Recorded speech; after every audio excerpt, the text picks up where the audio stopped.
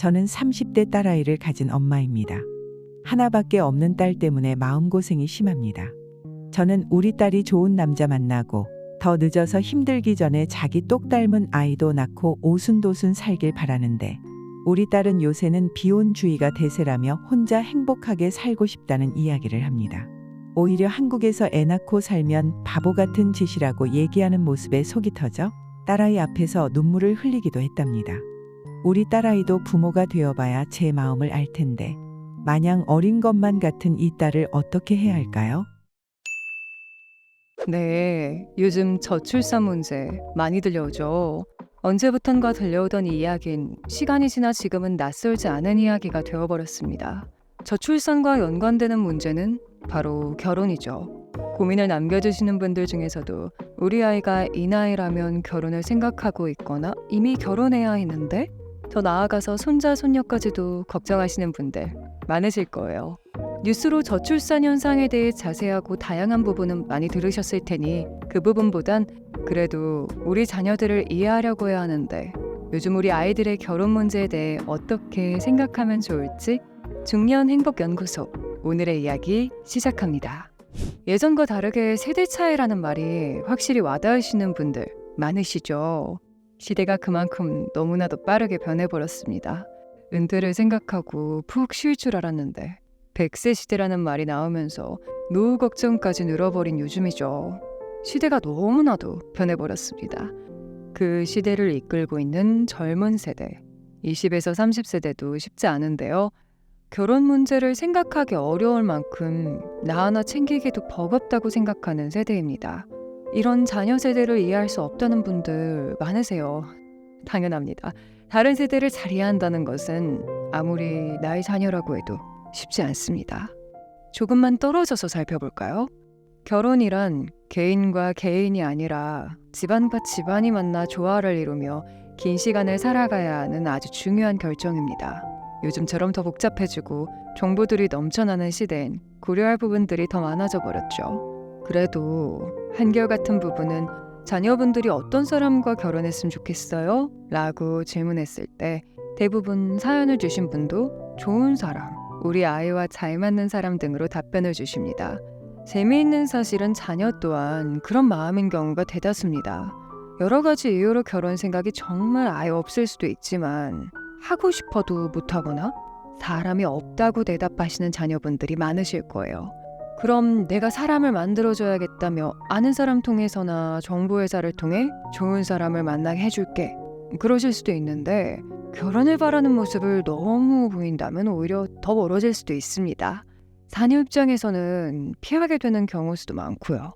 내가 잘못한 것 같다며 그래도 결혼해야 하는데 이런 생각에 사이가 멀어져서 힘들어하시는 분들도 있으셨습니다. 어떤 관계에서든 강요는 좋지 않습니다. 조금 더 살펴보면 요즘 결혼 연령대가 높아진 것은 사회적인 분위기도 있지만 그만큼 준비하는 과정이 많아서입니다. 생각할 것도 많고 준비해야 할 것도 많죠. 그만큼 부담스러운 요소들도 많아지고 있습니다. 그걸 제일 잘 느끼고 있는 세대는 바로 자녀들입니다. 그러니 조금만 기다려주시는 것은 어떨까요?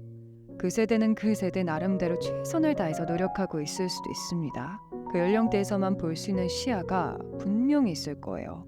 저희가 자녀에게 해줄 수 있는 최고의 지혜는 지금까지 인생 중에 먼저 살아온 경험이듯이 저희도 그 나이 때 최선을 다해 살아왔던 것처럼 그들도 최선을 다해 살아가고 있을 거예요.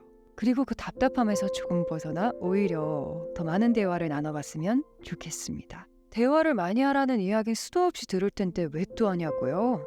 그만큼 대화는 중요하니까요. 대화를 많이 해야 어떤 생각들을 가지고 있는지, 왜 그런 행동을 하는지 이해할 수 있습니다. 그리고 이 대화에서 더 중요한 사실이 하나 더 있죠. 바로 대화를 통해 세대의 간격을 좁히는 것입니다. 좋은 며느리와 사이를 만나게 되더라도 그들이 가진 세대의 특징이 사라지는 것은 아닙니다.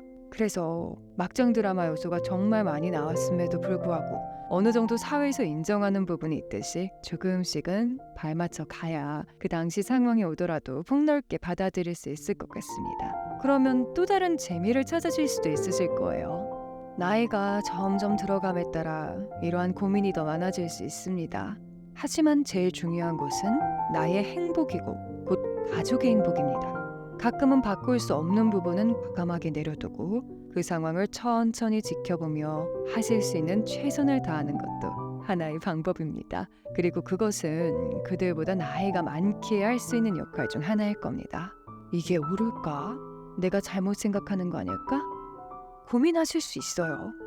인생은 의심과 회의로 가득 차 있음을 이미 우린 충분히 겪었으니까요. 내 자녀가 조금 덜 고생하셨음 하는 마음도 충분히 알고 있습니다.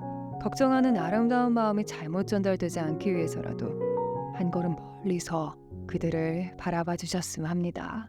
멀리서 조금씩 다가가되 어떤 생각을 하고 있는지 찬찬히 지켜봤으면 합니다. 말하지 못한 속내가 있을 수도 있으니까요. 그리고 그 부분이 해결되어야 다음을 생각할 수 있지 않을까요? 지금은 지금 누릴 수 있는 행복에 최대한 집중합시다. 꼭 결혼이 정답은 아니죠. 그런 말이 괜히 나온 게 아니랍니다. 그리고 결국 궁극적으로는 우리는 그들과 함께 행복하고 싶은 거니까요. 행복한 중년 생활을 위해 앞으로 다양한 이야기를 가지고 올게요. 궁금하신 부분이나 고민되는 부분 댓글로 남겨주시면 다양한 생각들을 연구해서 준비해 보도록 하겠습니다. 오늘도 작은 부분이 남아 행복한 일이 있었던 하루가 되었길 바라며 이만 마무리하도록 할게요. 찾아주셔서 감사합니다.